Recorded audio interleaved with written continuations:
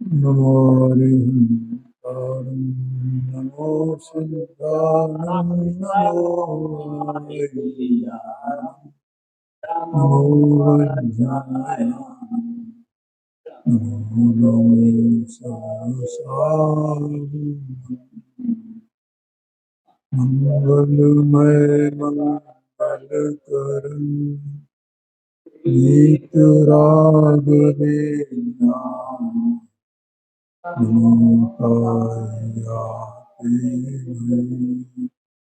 हरिहन्तानि हरिमङ्गलकरिणो महाग्रन्थकथनतो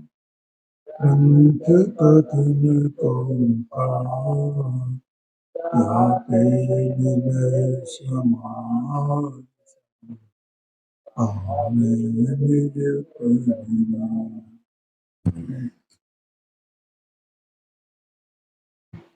मोक्षमार्ग प्रकाशित जी ग्रंथ है और सम्यक सन्मुख मिथ्या दृष्टि का प्रकरण स्वाध्याय में चल रहा है। 7वें अधिकार में 259 पेज है।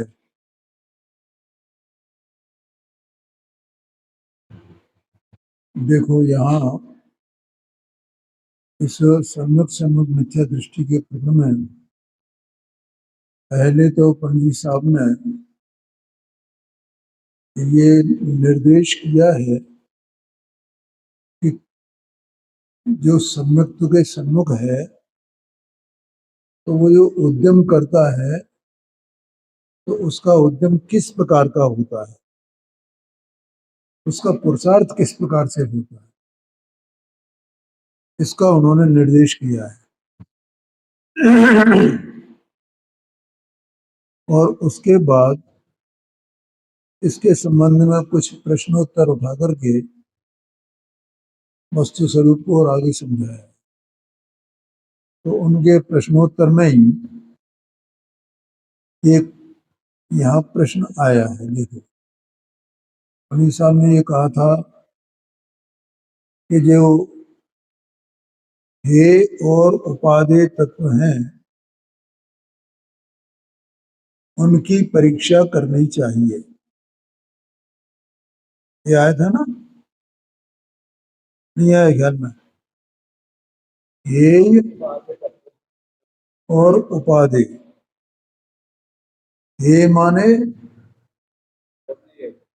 जो छोड़ने योग्य हैं, छोड़ना माने उसमें अपनापन छोड़ना। तो जिनमें अपनापन छोड़ना है वो हे हैं। वे तो पदार्थ तो जहां जैसे हैं तैसे हैं, ठीक है ना। और उपादेय माने जो ग्रहण करना है, जहां दृष्टि लानी है। देखो ये काम छोड़ने का और ग्रहण करने का ये किसका काम है? क्या बात, ज्ञान का काम है, माने आत्मा का काम है, ज्ञान का काम है, ठीक है। अच्छा, अब वो आत्मा क्या छोड़ेगा और क्या ग्रहण करेगा? और ग्रहण करने का और छोड़ने का जो स्वरूप है वो अपन ने समझ लिया। जो हे तत्व है उस हे तत्व का हे पने का ज्ञान करके उसमें से अपनापन छोड़ देना, ये ज्ञान करेगा ना। और जो उपादेय तत्व है माने अपना स्वभाव, उसमें अपनापन कर लेना, ठीक है। तो ये ग्रहण त्याग का स्वरूप ये है। इस बात को पंडित साहब ने पहले 255 पेज पर भी कहा।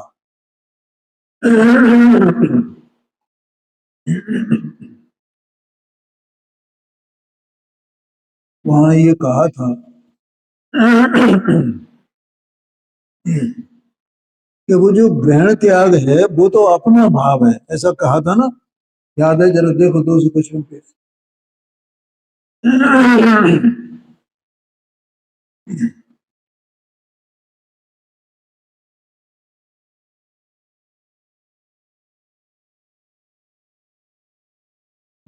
ऊपर से चौथा पैरा और चौथे पैरा में तीसरी लाइन, व्रतादिक में ग्रहण त्याग रूप अपना शुभोपयोग है, वह अपने आश्रित है। ऐसा लिखा ना, ग्रहण त्याग। ग्रहण त्याग किसका स्वरूप है? माने वो उपयोग का स्वरूप है। उपयोग ग्रहण करता है और उपयोग त्याग करता है। ठीक है भैया, समझ में आया? भाई क्या नाम है तुम्हारा? सत्यपाल जी, समझ में आया कि नहीं आया? थोड़ा इधर को आया करो यार, तुम बहुत दूर बैठ जाते हो। हवा हवा तो यहाँ भी लगेगी, हवा तो इधर भी लगेगी।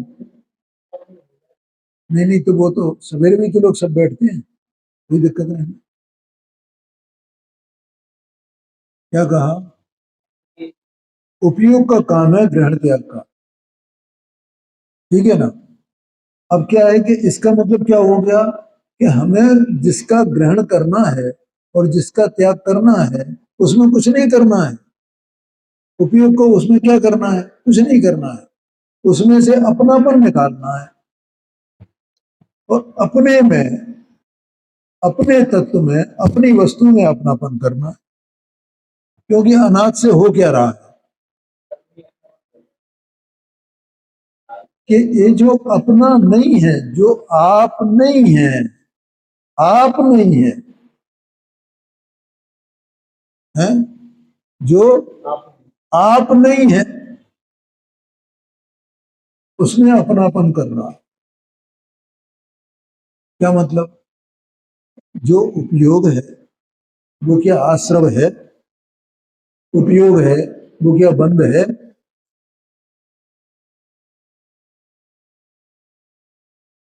कि उपयोग ना आश्रव है, न उपयोग बंध है। क्या कहा? ठीक है ना? तो आप कौन है? कि आप तो चैतन्य वस्तु है।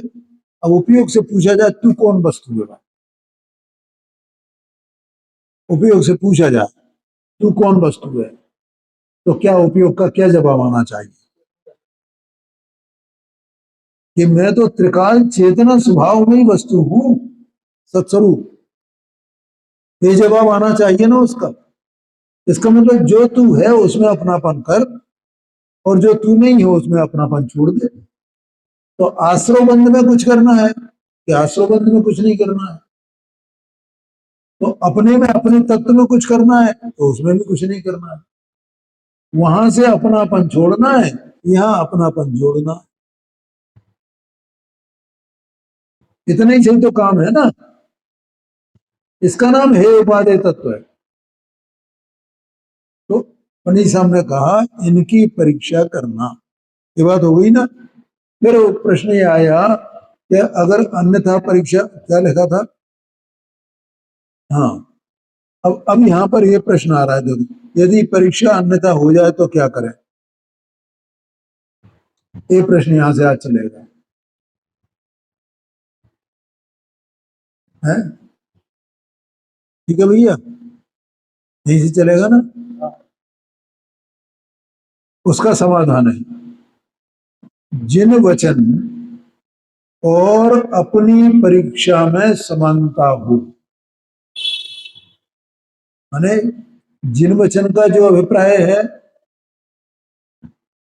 और हमने, हमारे जो भाषित हुआ है, अपनी परीक्षा माने क्या?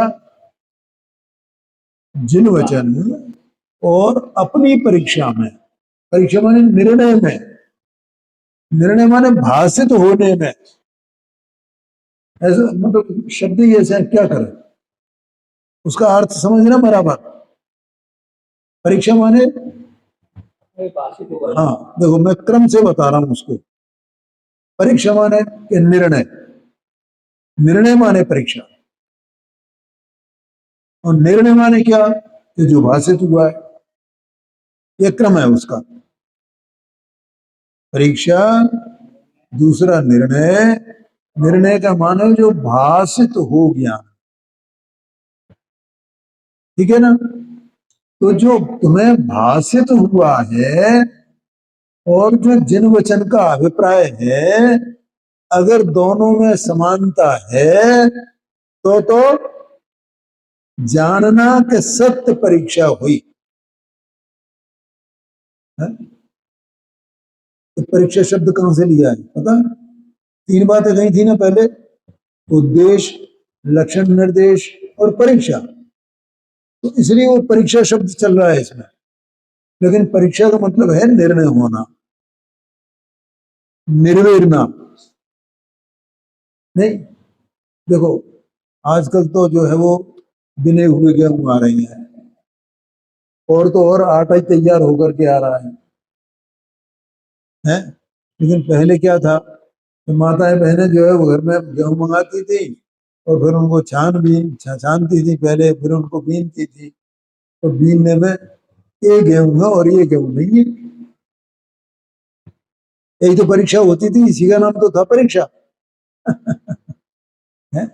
जो जो गेहूं है वे ये है, और जो जो गेहूं नहीं है वे ये है, बस सीधा। ऐसे ही कि जो जो मेरे हैं, जो मैं हूं वो ये है, और जो जो मैं नहीं हूं वे ये है। ये परीक्षा करनी है, इसमें हे उपाधि की परीक्षा हो गई। तो भगवान ने जैसा बताया है वैसी परीक्षा हो, वैसा भाव भाषित हो। और परीक्षा का मतलब भाव भाषित होना, ये इसमें आ गया ना, वैसा भाव भाषित होना चाहिए। और वचन और पदार्थ भाव, ये में अपन ने काफी चर्चा में ले लिया है, उसको मत भूलना है। शब्द और अर्थ, शब्द माने वस्तु, अर्थ वो शब्द माने वचन, और अर्थ माने वस्तु, भाव, पदार्थ, ठीक है ना। और जो पदार्थ हैं वे सब कहीं बाहर नहीं, इधर उधर नहीं पड़े हुए हैं, वे पदार्थ तो सब यही हैं, उनमें ही परीक्षा करनी है। परीक्षा करने कहाँ जाना है, ओम प्रकाश जी कहाँ देने जाना है परीक्षा? कहीं और थोड़ी जाना है परीक्षा देने के लिए, न देने के लिए, कुछ नहीं करना है। तो जिनकी परीक्षा करनी है वो यहाँ है, ठीक है। तो तब तो परीक्षा हुई माने सही हो गई, सच्ची हो गई। और जब तक ऐसा न हो तब तक, देखो देखो भैया नवीन भाई, ये परीक्षा एक दिन में नहीं हो जाएगी, एक महीने में भी नहीं हो जाएगी, एक साल में भी नहीं हो पाएगी शायद। हालांकि आचार्य देव ने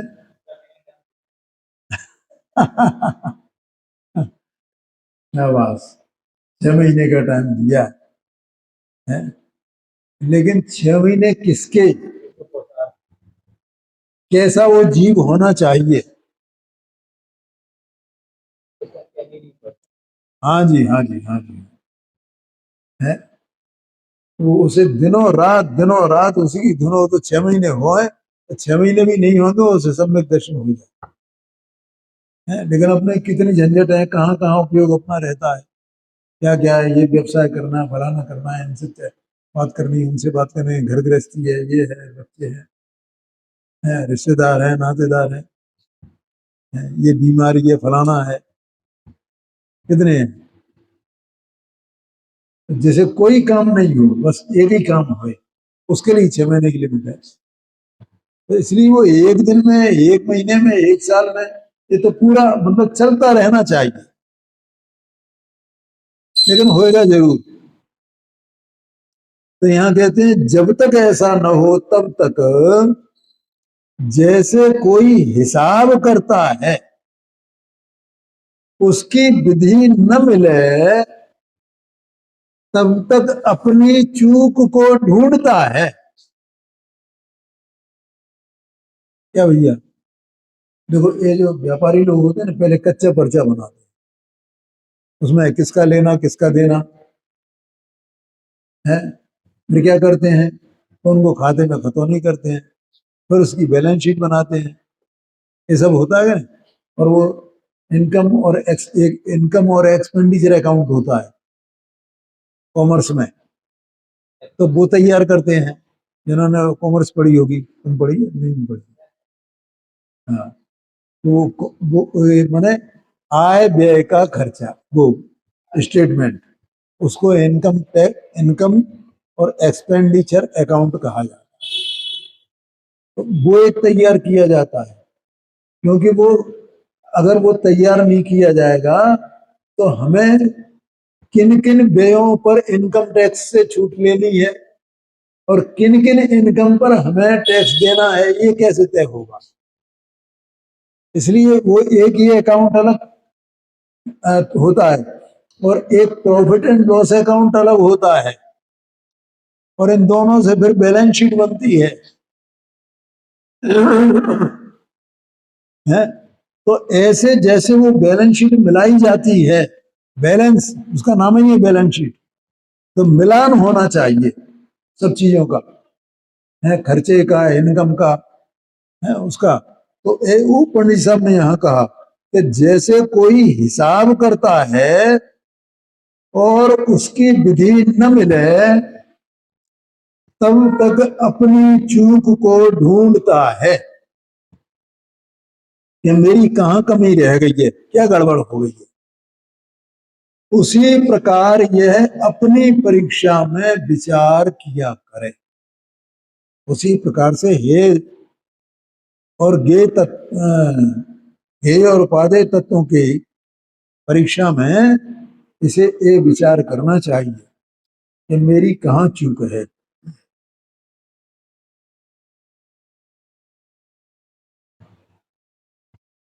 ठीक है भैया, ये तो हे और गे, वो हे और उपादेय में बार बार भूल जाता हूँ। हे और उपादेय तत्वों के बारे में ये बात है। अब गे तत्वों की क्या स्थिति है वो बताते हैं आचार्य देव पंडित जी साहब। जो गे तत्व हैं उनकी परीक्षा हो सके तो परीक्षा करें, नहीं तो यह अनुमान करे। क्या कहा? हाँ, हाँ, दो बात है। अगर परीक्षा हो सके तो क्योंकि जो ज्ञेय तत्व हैं उनकी परीक्षा करना जरूरी नहीं है, और जहां लगेगा परीक्षा हो सकती है तो वहां परीक्षा कर लेना। अभी सब ये डिटेल में आएगी बात, ठीक है। और जहां परीक्षा नहीं हो सके तो क्या करना, यह अनुमान करना कि जब हेय उपादेय तत्व ही भगवान ने अन्यथा नहीं कहे हैं तो ज्ञेय तत्वों को अन्यथा किस लिए कहे। क्योंकि ज्ञेय तत्वों के परीक्षा नहीं होने पर जीव का कुछ भी बिगाड़ सुधार नहीं होता है। वो कर ले तो भी कोई बिगाड़ सुधार नहीं, परीक्षा करने से कोई सुधार नहीं हो जाएगा, और परीक्षा नहीं कर पाए तो कुछ बिगाड़ नहीं होएगा, कोई नुकसान नहीं होएगा। समझ में आया? इसलिए उसमें ये अनुमान करना कि भगवान ने जो हेय और उपादेय तत्व कहे हैं उनमें उनको ही जो उन्होंने किसी प्रकार निष्पक्ष रूप से कहा है, बीतराग भाव से कहा है, तो फिर ये जो ज्ञेय तत्व हैं उनको वे क्यों अन्यथा कहेंगे। आया समझ में? क्योंकि अगर वे उनको अन्यथा कहें तो उससे तो जीव का बिगाड़ होगा, सुधार नहीं होगा। चाहे हेय तत्व हो चाहे उपादेय तत्व हो, अगर भगवान उसको अन्यथा कहेंगे तो जीव का बिगाड़ होगा ना। और कोई भी कहे, भगवान की वाणी के अनुसार कोई भी कहे, अगर कोई उल्टा सीधा बोलेगा तो उसमें जीव का बिगाड़ सुधार होगा, वो उसका बिगाड़ होगा, जीव का सुधार कुछ नहीं होगा। आया समझ में? और इसीलिए अपने यहाँ ये परंपरा है कि भैया जो जितने ज्ञानी हुए तो ज्ञानियों ने भगवान की वाणी के अनुसार ही बातें कही हैं। कभी कभी ज्ञेय तत्वों के बारे में, ज्ञेय तत्वों के बारे में मैं आपको दृष्टांत दूंगा, हेय और उपादेय के बारे में नहीं, ज्ञेय तत्वों के बारे में दो आचार्यों की भिन्न भिन्न मान्यताएं हो सकती हैं, लेकिन हेय और उपादेय तत्वों के बारे में उनकी मान्यता समान रहती है। ये समझ लेना। जैसे मुझे ज्ञात है, एक करनान योग का विषय है, और भी एक विषय है, दो विषय मैं आपको बताता हूं। तो यहां आएगा इसमें करनान योग की बात अगले पैरा में। तो उसमें जो अनंतानुबंधी वो होती है ना कसाय, तो जो ज्ञानी जीव होता है उसको अनंतानुबंधी कसाय की विसंयोजना होती है ज्ञानी को। तो वो विसंयोजना विशेष परिस्थितियों में होती है। आया समझ में? तो कई कोई आचार तो ऐसा मानते हैं कि वो विसंयोजना 7वें गुण स्थान में होती है, और कोई आचार ऐसा मानते हैं कि कोई चौथे गुण स्थान से 7वें गुण स्थान के बीच में होती है, मतलब जिसमें 7वां गुण स्थान भी शामिल है। तो ये अब ये क्या है कि ये ज्ञेय तत्व है। आया कि नहीं आया ख्याल? इसकी परीक्षा करने की आवश्यकता नहीं है, उसमें वो मतभेद हो सकता है, लेकिन हेय और उपादेय तत्वों के बारे में आचार्य को कहीं भी किसी भी प्रकार का रंच मात्र भी मतभेद नहीं मिलेगा।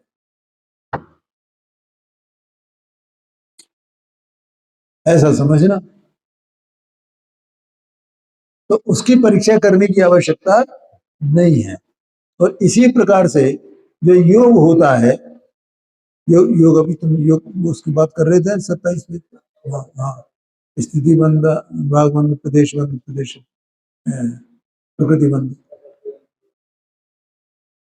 तो जो योग होता है,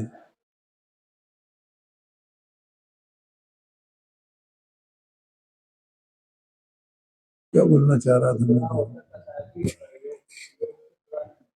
है जी? हाँ नहीं, वो अलग बात है, मुझे कुछ योग के संबंध में कहना था। हाँ हाँ, आ गया।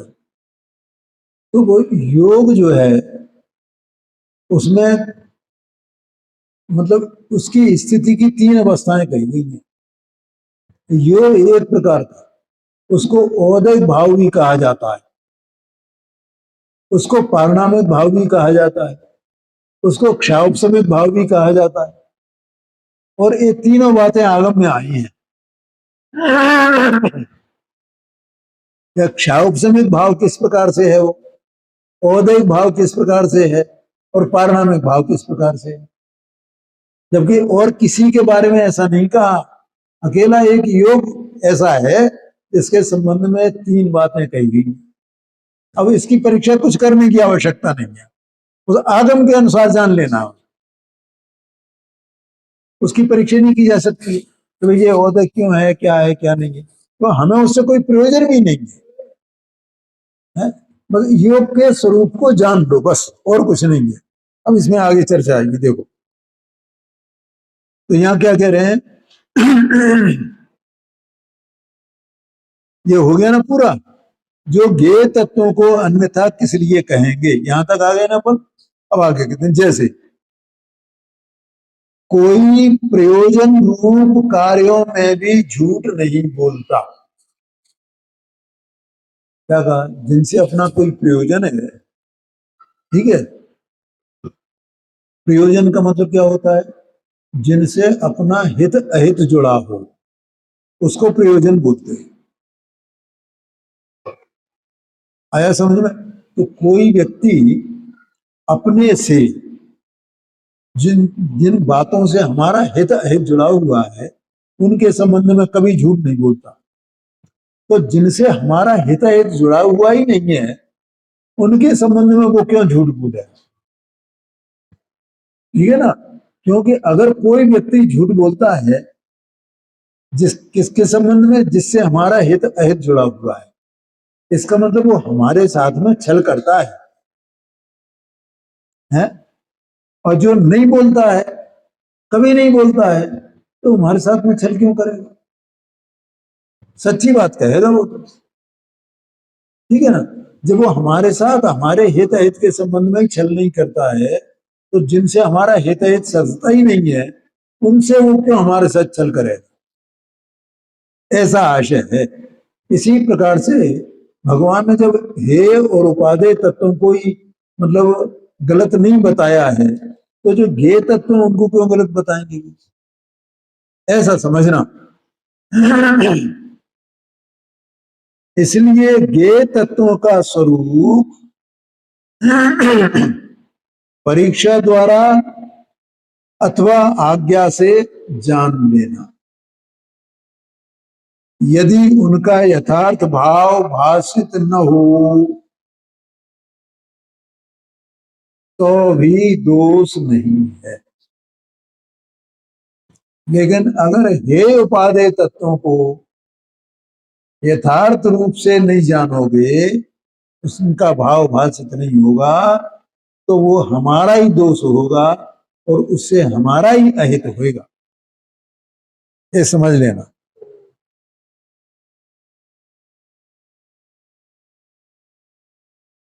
देखो आगे कहते हैं, इसीलिए जैन शास्त्रों में जहां तत्वादिक का निरूपण किया, वहां तो हेतु युक्ति आदि द्वारा जिस प्रकार उसे अनुमान आदि से प्रतीति आवे, उसी प्रकार कथन किया है। जो तत्वादिक हैं, तत्वादिक माने तत्व द्रव्य, ठीक है ना, द्रव्य गुण पर्याय, ये सब तत्वादिक में आ जाते हैं। क्या नवीन भाई है? 6 द्रव्य, 7 तत्व, 9 पदार्थ, ये सब तत्वादिक में आ गए। और उनमें भी द्रव्यपना, गुणपना, पर्यायपना, ये सब उसमें आ गए। तो उनको हेतु से, हेतु का मतलब होता है ऐसा क्यों, युक्ति से माने तर्क से है। तर्क से माने जैसे जहां जहां धुआं होता है वहां वहां अग्नि होती है, ये तर्क है। तो इसी प्रकार के सिद्धांत वहां लगाना है। किसी तालाब के पास अपन जाएं और उसमें बहुत गहरा तालाब है और उसमें सूंड निकल रही हो, तो उससे क्या अपन अनुमान लगा देते हैं, हाथ ये वही है कि नहीं है। और जैसे छोटा मोटा तालाब या मानो वो पोखर जैसी बन जाती है, उसमें क्या होता है, भैंस है उसमें, भैंस जो है वो इतना जो है इतनी गर्दन निकाल ली है, उसके सींग सींग दिखाई देंगे, उससे अपन पता लगा लेंगे। ये युक्तियां हैं, है। तो ऐसे युक्ति से और हेतु से और दृष्टांतों से इन ये जो तत्वादिक हैं, इनके स्वरूप को बताया जाता है। आया कि नहीं आया कि नहीं? तो उनसे ही अपने को इनको समझना है। क्या कहा? देखो जैसे द्रव्य गुण पर्याय के बारे में अपनी सुबह चर्चा चल रही है और अपन ने ये सब चर्चा की ना, क्योंकि वो पर्याय कहाँ होती है, सब पर्याय कहाँ होती है।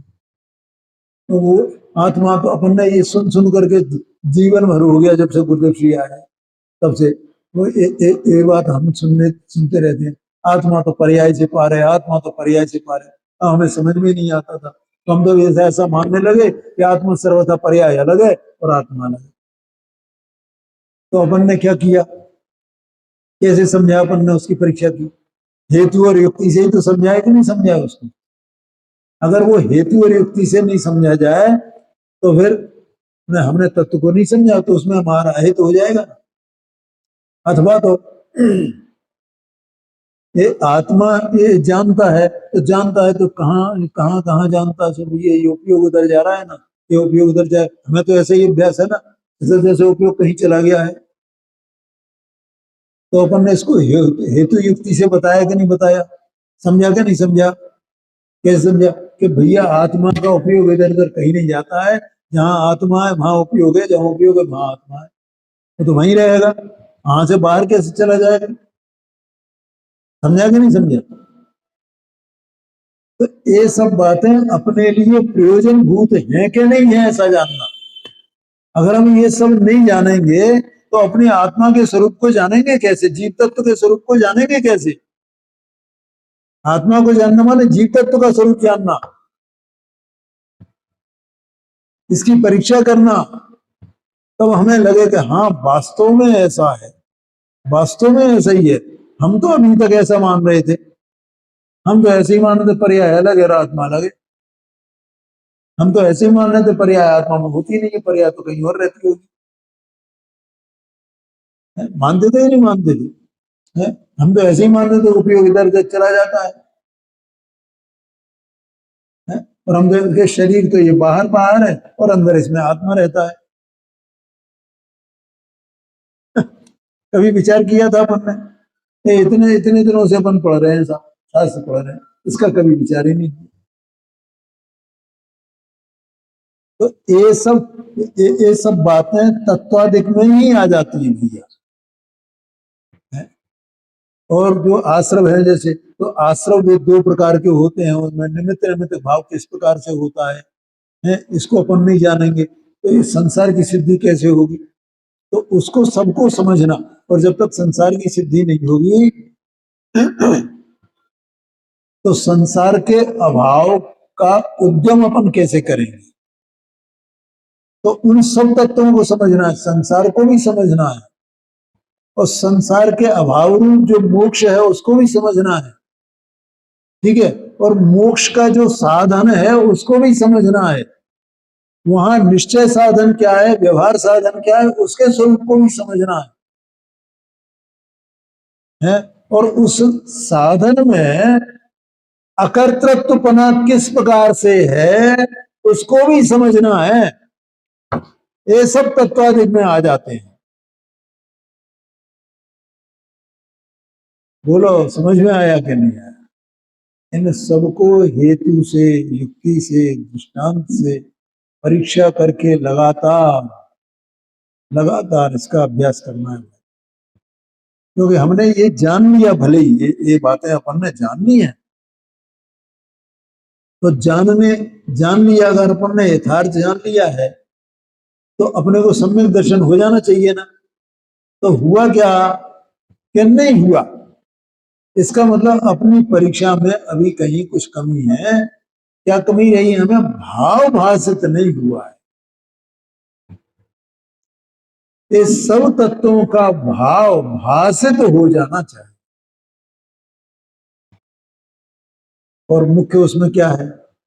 मुख्य है ये सब बताने का स्वतत्व को। स्वतत्व मुख्य है।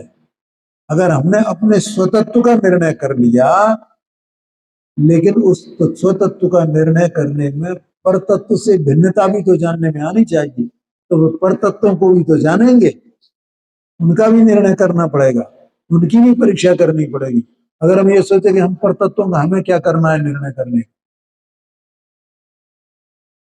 क्या कहा, नहीं आया समझ में। अगर अपन ये सोचे कि हमें पर का निर्णय करने की आवश्यकता है, पर से क्या लेना देना है। हाँ, क्योंकि पर से भिन्न अपने को जानना है। अभी तो 100 और पर एक साथ में एक ही जगह तो है? हम गेहूं को तो जाने और मिट्टी को नहीं जाने, तो मिट्टी को अलग कैसे करेंगे। तो मिट्टी का स्वरूप भी जानना है ना, क्या नहीं जानना, जानना नहीं। हम तो गेहूं का स्वरूप जान लेते हैं। अरे तुम मिट्टी का स्वरूप नहीं जाना हो भैया, तो अकेले गेहूं के स्वरूप जानने से तुम मिट्टी को अलग नहीं कर पाओगे, ऐसा समझना। इसलिए वो हे और उपादेय दोनों तत्व कहे गए। हे माने जो अपना है नहीं, और उपादेय माने जो आप है, अपना है। आया समझ में। अब देखो यहां आगे कहते हैं, हेतु युक्ति आदि द्वारा जिस प्रकार उसे अनुमान आदि से प्रतीति आवे, उसको माने ये सम्यक मिथ्या दृष्टि, और उसको माने अपने को जैसे प्रतीति आवे अनुमान आदि द्वारा। क्योंकि अपन ये सोच जब जो चर्चा कर रहे हैं ना, तो अपना उपयोग उसमें अनुमान आदि करता है, अनुमान आदि रूप परिणमित होता है?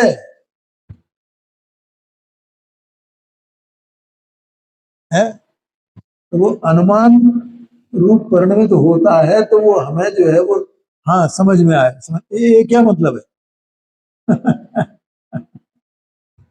ऐसा समझना। उसी प्रकार कथन किया है, तथा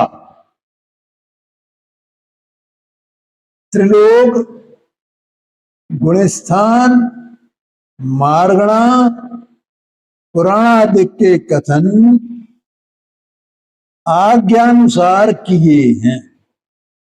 इनके कथन जो शास्त्र में किए हैं, तो उनकी परीक्षा की आवश्यकता नहीं है। उनको तो आज्ञा अनुसार भगवान की जैसी आज्ञा है वैसा जान लेना। समझ में आया ना। देखो जैसे 14 गुण स्थान होते हैं, तो अब ये अपन इसमें क्या करेंगे, यद्यपि इसमें से कुछ गुण स्थानों की परीक्षा हो सकती है और उसमें अपने को अनुमानादिक हो सकते हैं। जैसे चौथा गुण स्थान कैसा है, पहला गुण स्थान कैसा है, लेकिन दूसरा तीसरा गुण स्थान है उसकी परीक्षा करना बहुत कठिन है भैया। पहला गुण स्थान तो आता है समझ में, उसको अनुमान हो सकता है। देह जीव को एक गिने बहिरातम तत्व मुदा है, तो उसका कौन सा गुण स्थान है। बस सीधी बात है, मिथ्या दृष्टि है। मिथ्या दृष्टि का वो पहला गुण स्थान है। ठीक है। अब दूसरा गुण स्थान तो वो सासाधन गुण स्थान कहलाता है। और वो सासाधन गुण स्थान किसको होता है, तो मिथ्या दृष्टि है तो वो एक नंबर से दूसरे नंबर पर जाएगा क्या नहीं। तो फिर क्या होएगा, क्या वो एक नंबर से चौथे नंबर पर जाएगा। पहले पहले उसे सम्यक दर्शन होगा है, और चौथे नंबर पर पहुंच करके और फिर वो कुछ काल रहता है उसमें, जो औपशमिक सम्यक दर्शन होता है ना, तो अंतर्मुहूर्त का काल रहता है, और उस काल के बाद वो नियम से गिरता है। अगर वो क्षोभसम ज्ञान नहीं हुआ उसे, तो वो नियम से गिरेगा, और गिरेगा तो वो दूसरे गुण स्थान में आएगा। कुछ काल मैंने कुछ उसमें काल शेष रहने पर अंतर्मुहूर्त में, तो अब वो काल इतना छोटा होता है, इतना छोटा होता है कि अपन उसका अनुमान ही नहीं लगा सकते। हाँ हाँ। अच्छा, तो चौथे गुण स्थान में होता क्या, वो दूसरे गुण स्थान में होता क्या है। देखो आप, क्या दूसरे गुण स्थान में ध्यान से सुनना भैया, ये तो मैं अनुमान की बात बता रहा हूं। वो उसका मैंने गेपना कैसा होता है उसको क्या अपन उसकी परीक्षा नहीं कर सकते हैं। एक तो काल इतना कम है, ठीक है। दूसरा, अब वो तो भगवान के द्वारा जानेंगे ही ना। दूसरा, कि ऐसा कहा जाता है कि जो अब सम्यक दर्शन होता है ना, तो दर्शन मोहनी और अनंत अनुबंधी की चार प्रकृतियां, क्रोध मान माया लोग, इनका उपशम होता है। इन कर्मों का, कर्म की प्रकृतियों का क्या होता है? उपशम। तो वो उपशम होने से जीव की परिणति में निर्मल सम्यक दर्शन होता है। उपशम माने कोई कीचड़ नीचे दब गई और पानी स्वच्छ ऊपर हो गया, आ गया समझ में? अब वो क्या होता है दूसरे गुण स्थान में, कि वो दर्शन मोहनी जो प्रकृति है ना, उसका उदय नहीं होता है दूसरे गुण स्थान में। इसका मतलब क्या हुआ कि उसका दर्शन मोहनी के कारण से जो सम्यक था, माने वो मिथ्यात्व था, वो उत्पन्न नहीं होता है। तो फिर क्या होता है कि अनंतानुबंधी की क्रोधमान माया लोग जो चार प्रकृतियां हैं, उनमें से किसी एक प्रकृति का उदय आता है। आया कि नहीं आया? तो वो सम्यक दर्शन का घात कर देता है। दर्शन होने का उदय नहीं आता है, चारित्र मोहनी की अनंत अनुबंधी जिसका उपशम था, उसका उदय आता है एक प्रकृति। ठीक है। अब देखो मिथ्यात्व में तो दोनों का उदय, अनंत अनुबंधी का और दर्शन मोहनी का, ठीक है। और चौथे गुण स्थान में दोनों का उपशम है, और दूसरे गुण स्थान में दर्शन मोहनी का उपशम है, और अनंतानुबंधी की एक प्रकृति का उदय है, और वो बहुत अल्पकाल रहता है वो। और अल्पकाल में इतने में कि वो एक शब्द बोलना तो बड़ी बात है? इतने में तो वो मिथ्यात्व में आ जाता है। अब इसकी कौन क्या परीक्षा करेगा?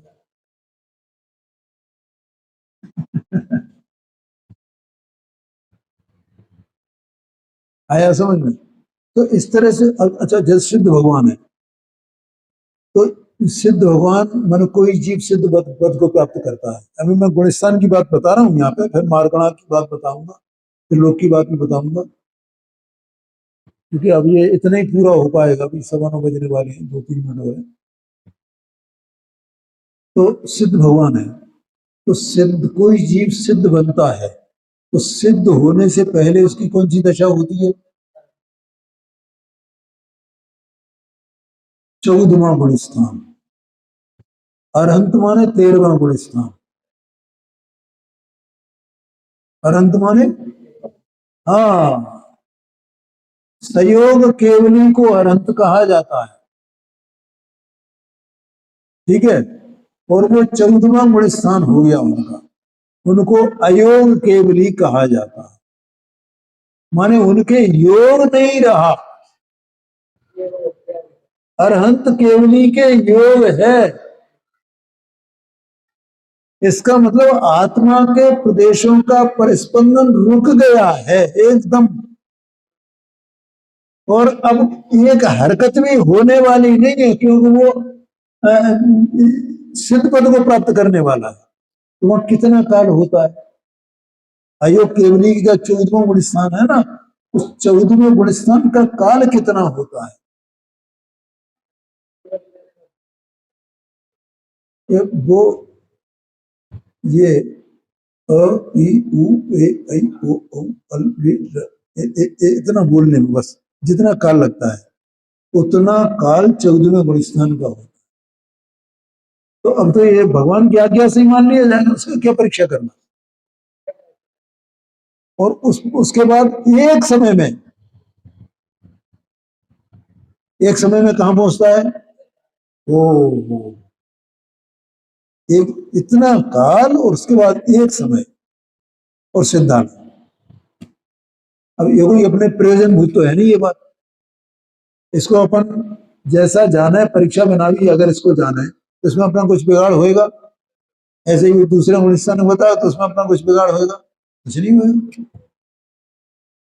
ऐसे ये गुणस्थान को जानने में, और वो वहां फिर 12वें गुणस्थान में क्या होता है, और वो जैसे वो 9वें गुणस्थान में कितनी प्रकृतियों का वो क्षय होता है, क्या होता है, तो ये तो सब जानने योग्य है ना।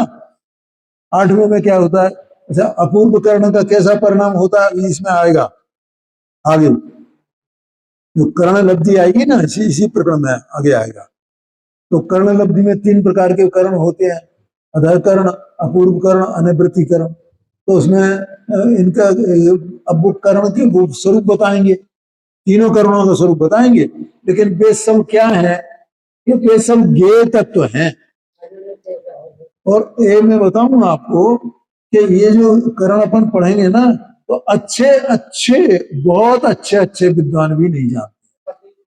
कई बार डॉक्टर साहब का आप व्याख्यान सुनो तो वे क्या कह देते पता है, भैया ये बात तो वो कर्णानियों के जो विशेषज्ञ उनसे जानना, व्याख्यान सुन लेना उनका, उनसे जान लेना भैया, ये वो ज्ञेय तत्व है। अगर हम इसमें उपयोग लगाएंगे बेकार में झंझट में है, तो हमारा ये जो हे उपादेय तत्व वाला जो मुख्य कार्य है वो छूट जाएगा है। ऐसे ही अभय कुमार जी भी भैया वो ये बात वो उनसे जान लेना ये है।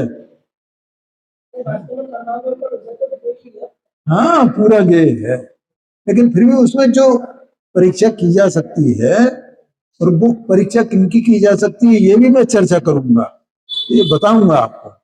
तो मतलब वो अपने को ये सब समझ में आया, समय हो गया अपना।